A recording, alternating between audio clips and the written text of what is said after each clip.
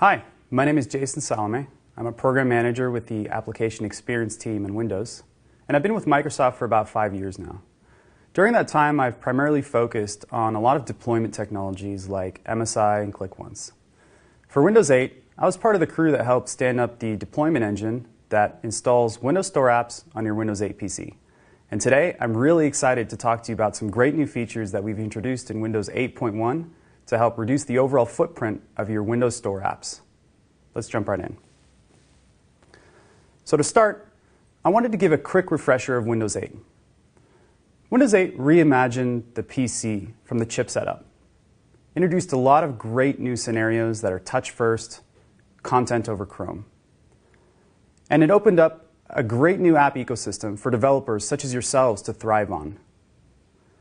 As part of building Windows 8, it was critical for that mission to ensure that users always had the best experience when acquiring apps. Your apps. We did this by creating a brand new app model, one that allowed you to integrate deeply with Windows to create beautiful, elegant, exotic, and unique applications. Packaging your app was just a few-click experience to the Visual Studio. And once you had your package, it was really easy to onboard it through the Windows Store.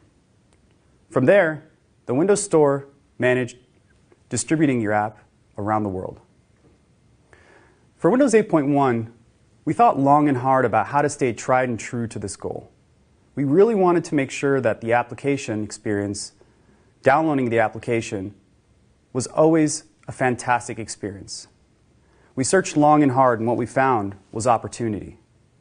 An opportunity to make the experience for installing your apps better, to reduce the overall amount of time it takes to install your apps, to minimize the overall footprint required to install your apps, as well as the overall network bandwidth that's required to install your apps.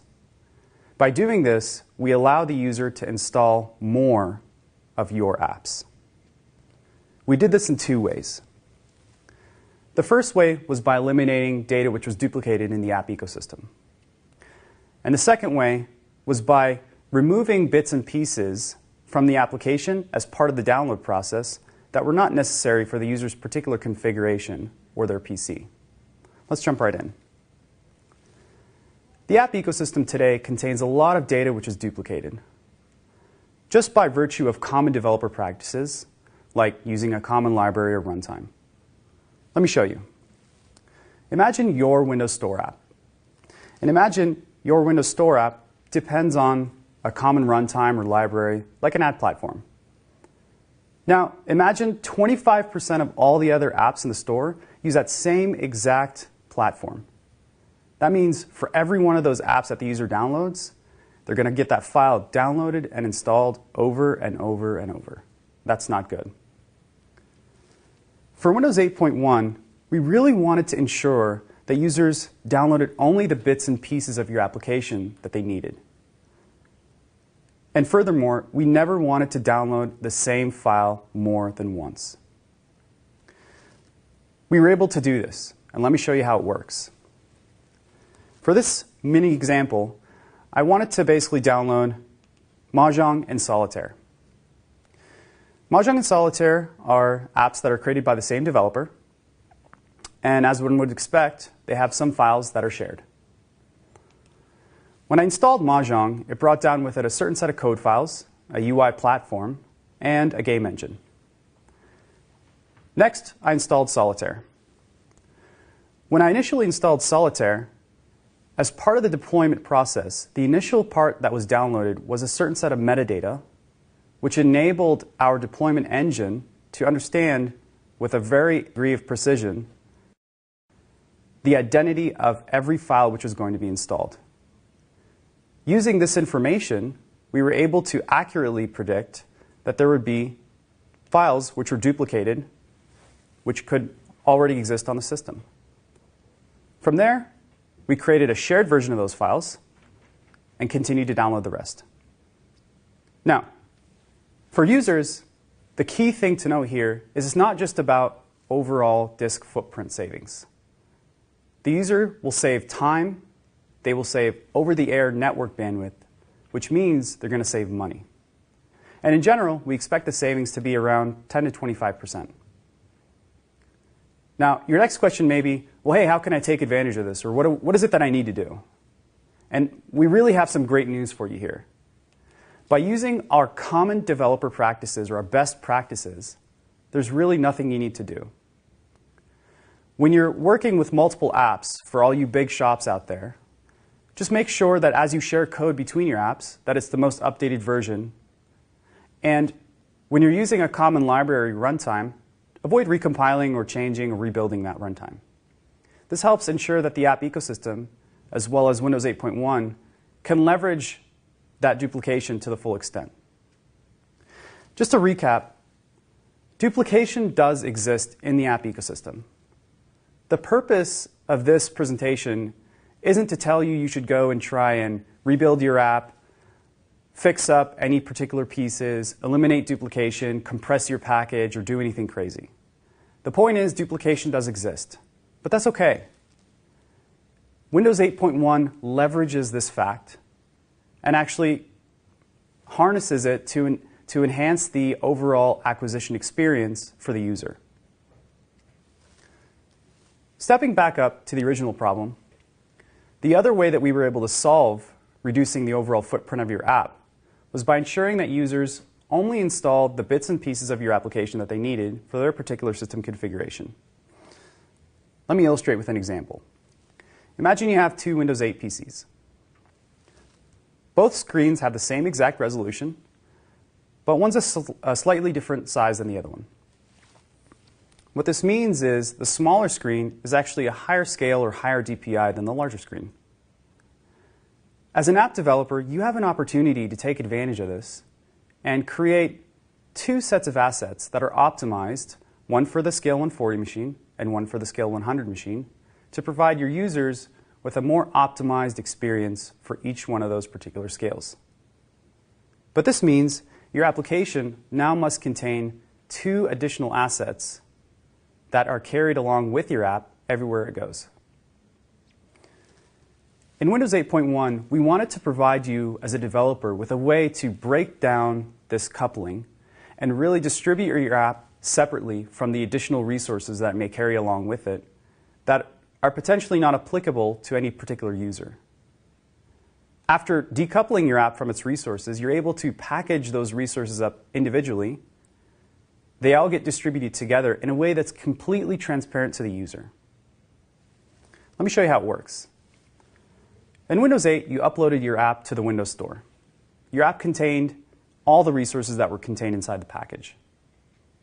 When the user installed the package, the app was brought down with all the resources, as you'd expect.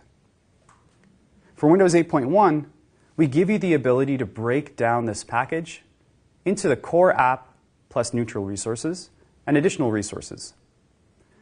Together, they're all bundled up into a single app bundle. The app bundle provides enough information to Windows 8.1 to install the relative bits and pieces that are applicable to that particular user. In this case, the user speaks French. Let's dive a little bit deeper into the resource pack. The resource pack itself, at heart, is an AppX package. It contains data which tailors the app's experience, but cannot extend the app's functionality. An easy way to think of this is a filter that goes on top of the UI of the application to provide additional data for the user. One of the key things that you may have noticed in the earlier demo was that the core app package contained an additional language, English.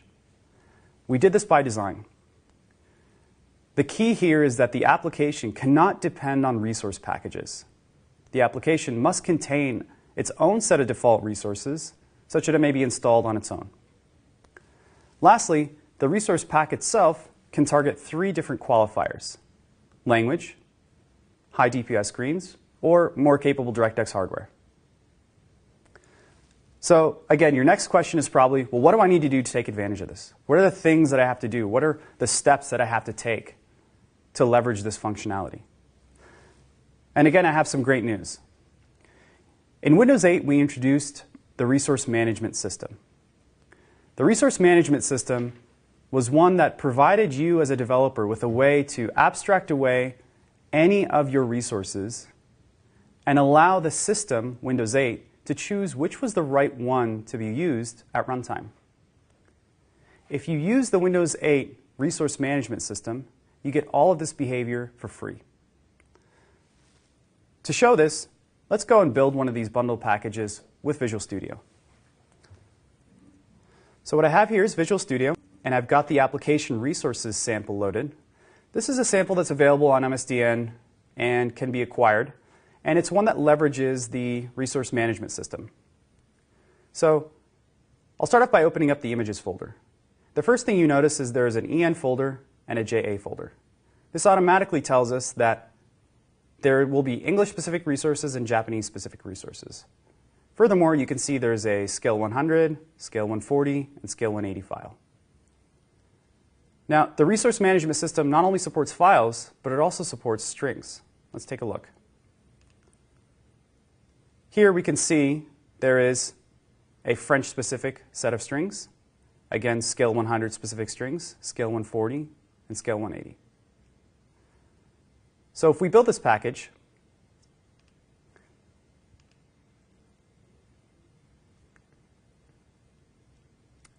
Visual Studio has introduced a new drop-down box. It's got 3 options. The first is never. This means never build a bundle package. The second is always, meaning always build a bundle package. And the third is if needed. This option tells Visual Studio to inspect the application, determine if there are resources that could be pulled out separately, and if there are, to create the bundle package. If not, just build an app package. So we'll choose that option.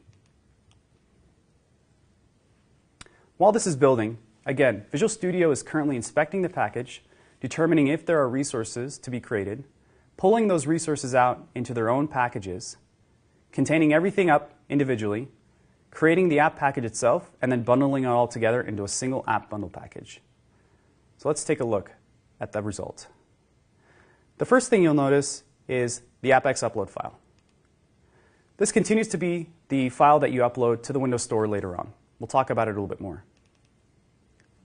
So looking forward at the AppX bundle, it's there as we expect. And let's take a quick look at the contents of this bundle. And the one thing that we would expect to see are a few resource packages. And as expected, there's a few languages and a few scales.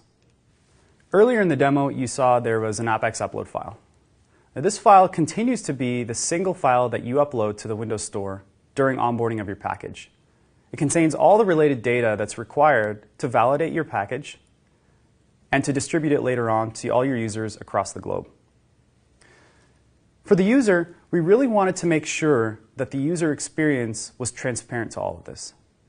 As a user, you continue to infer and create your user-specific resource preferences, such as creating a language that you prefer, plugging in a new monitor, or a more capable or really, really powerful DirectX video card. And from that point, Windows 8.1 understands this information and only downloads the applicable resources for that particular system configuration. Although we don't expect you as a user to change this configuration, Windows 8.1 manages this information, and if there is a change, any new change is brought down as an update. Lastly, we expect the disk footprint savings to be anywhere from 10 to 80%, depending on the type of resource that it is. You can imagine for larger games and DirectX textures, the larger textures consume quite a big portion of the package. For line of business apps, there's 2 key things that we wanted to point out. First off, it's really, really easy to provision your Windows 8 image with app bundle packages. You simply use the same tools that you did in Windows 8. And lastly, we've worked really hard to ensure that you can integrate easily with any enterprise client management software. System Center Configuration Manager will support this with the release of 8.1. Just to recap, bundles allow your package to be acquired faster by your users. Again, it reduces the overall amount of time, footprint, over-the-air network bandwidth that's required to consume your app. allowing your app to be used faster. And if you use the resource management system that we introduced in Windows 8, you get this all for free. So as you move to Windows 8.1 or continue to use your Windows 8 package, keep in mind that using the resource management will help your users install your app faster. So now your next question is, well, what is the total savings? You've shown me a lot of great data here. I want to know what the real numbers are. We created a sample of some Windows 8 apps from Microsoft, and we deployed them on Windows 8 as app packages. The amount of space they took up was 195 megs. On Windows 8.1, we took those app packages, created bundles out of them, and allowed them to leverage the eliminating data duplication features that we created. After deploying the packages, they took up only 131 megabytes at a 32% savings, which is fantastic. To summarize, duplication does exist in the app ecosystem. And just by following best practices like sharing identical code between your apps, making sure it's always up to date, don't recompile any common libraries or runtimes that you acquire, you can really help minimize the duplication and kind of enhance the overall experience for your user. In addition, ensuring your Windows Store app uses the resource management system will also make sure that their experience when acquiring your app is a lot faster and a lot smoother. Thank you very much.